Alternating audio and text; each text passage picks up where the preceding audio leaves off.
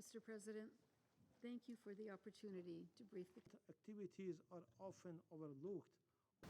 The risk to security and stability, not only in Lebanon, but also in the region, could not be clearer or graver. The Secretary General has already expressed his deep alarm over these events. I echo his sentiments and strongly urge all actors to exercise maximum restraint to avert any further escalation. They must abide by their obligations under international law concerning the protection of civilians. I also strongly urge member states with influence over the parties to leverage it now. Where two-way handheld radios reportedly used. If things continue as they are, we risk seeing a conflagration that could dwarf even the devastation and suffering witnessed so far. It's not too late to avoid such folly. There is still room for diplomacy, which must be used without delay. I'm appalled by the breadth and impact of the attacks on 17 and 18 September in Lebanon on civilians. These attacks represent a new development in warfare, where communication tools become weapons, simultaneously exploding across marketplaces, on street corners, and in homes as daily life unfolds. Authorities have reportedly dismantled unexploded devices in universities, banks, and hospitals. This has unleashed widespread fear, panic, and horror among people in Lebanon. Continuing on this path of inflamed war rhetoric on all sides and reckless military escalation only leads to further devastation. I urge Israel and Hezbollah to cease hostilities immediately.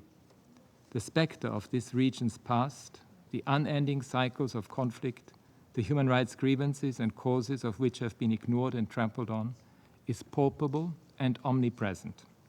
The complexity of this moment and the stakes for people everywhere demand much more from the international community to achieve an enduring peace. Thank you, Mr. Chairman. أليس هذا الإرهاب بعينه عندما يتم استهداف شعب بكامله في مدنه وشوارعه وأسواقه ومحلاته وبيوته وهم يقضون احتياجاتهم ولا يقاتلون على الجبهات؟ يكفي لفهم ما حصل أن نتأمل بهوية الضحايا، فهل أصبح المطلوب اليوم إبادة وإعاقة الشعب اللبناني كعقاب جماعي؟ ومن حقنا أن نسأل: أليس هذا السيناريو الذي صرح به كبار المسؤولين الإسرائيليين؟ انظروا إلى بشاعة ما حصل في هذه الصور.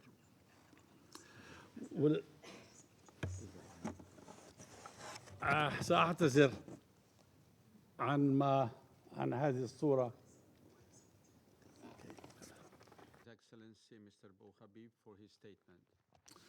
تأتي هذه الهجمات التي تمثل سابقة خطرة وغير مسبوقة في تاريخ الحروب في أعقاب سلسلة من التصريحات الإسرائيلية بشن حرب واسعة على لبنان وإعادته إلى العصر الحجري.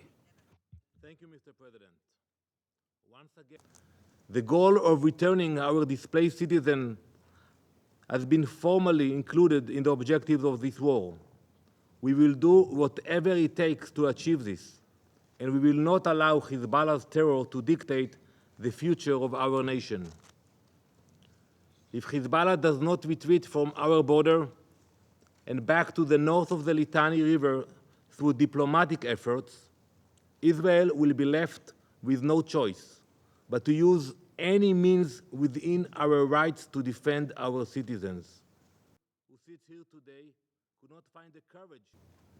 Minister Abdallah Abu Habib, Your Excellency, you have allowed a terrorist organization to create a state within your state, bringing ruin to your own people. Instead of blaming us, your peaceful neighbors, you should take action now to restrain Hezbollah and avoid greater escalation.